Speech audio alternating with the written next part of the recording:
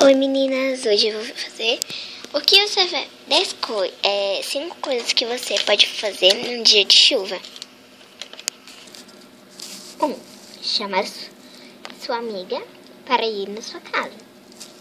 Querida, sua amiga chegou. Tô indo, mãe. Oi. Oi, Babi, quanto tempo? Vamos brincar? Claro. Me espera. 2. Fazer pipoca e tacar na cara da sua irmã. Ô, Raquel, vem aqui pra eu te mostrar uma coisa. Claro! Tô indo. Que foi? Vem cá, mais pertinho, tá bom?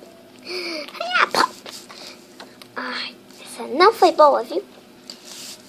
3. Ir lá na aula de dança no shopping. Ai! O shopping é preto.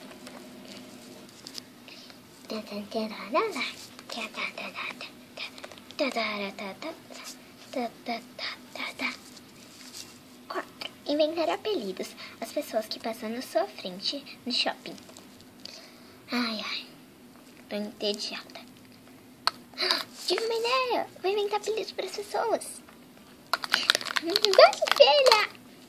Tô indo, mãe. Aquela ali. Ai, acho que o nome dela é Cecily. E a filhinha dela é Marta. Oi. Ai, meu Deus. Oi, querida. Oi, pai. Ai, meu pai tem uma apelida de Cláudio. Quer dizer, o nome dele é Cláudio. Ah, minha irmã. Ela tem... Na verdade, o nome dela é Lindinha. Só que eu não apelido dela assim. Minha prima. Esqueci o nome dela. O nome dela vai ser Fifi. 5.